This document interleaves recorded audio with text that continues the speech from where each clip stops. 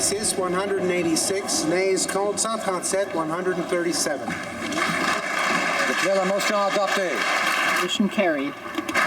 And with that, the government's physician-assisted dying legislation passed third reading in the House.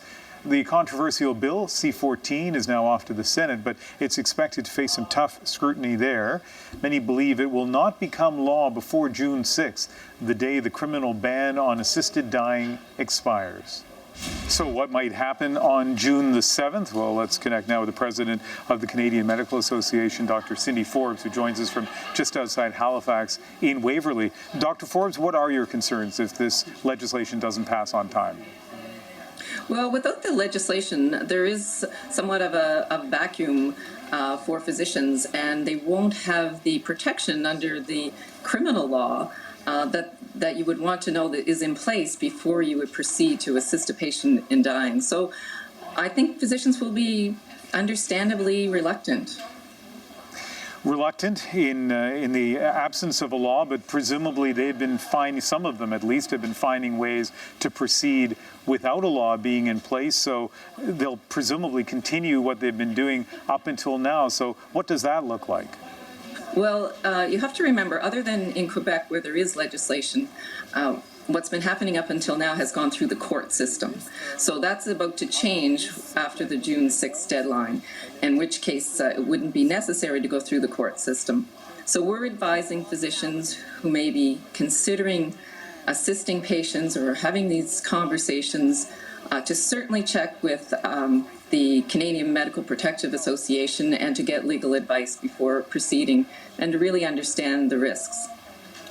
So what are your concerns? What potential problems might there be for patients? Well, in addition to the concerns for the healthcare providers, there are concerns about patients because Bill C-14 contains in it safeguards, things like making sure there are two physicians and that there are witnesses and that there's a cooling off period, and those sorts of things wouldn't necessarily be carried through. So that could be a concern about vulnerable patients.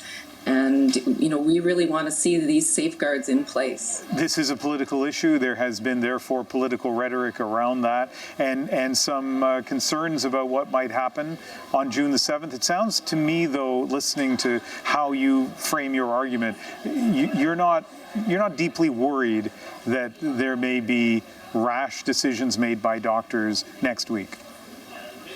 Well, I mean, some physicians may choose to provide assisted dying, but I'm not saying that physicians are going to make rash decisions. I think that this is a decision that is made, you know, with the greatest of consideration after many discussions with the patient, and I would imagine that on June the 7th, some of those conversations may begin.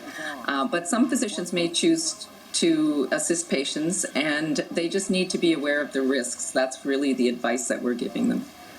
Dr. Cindy Forbes, thank you very much for speaking with us. My pleasure.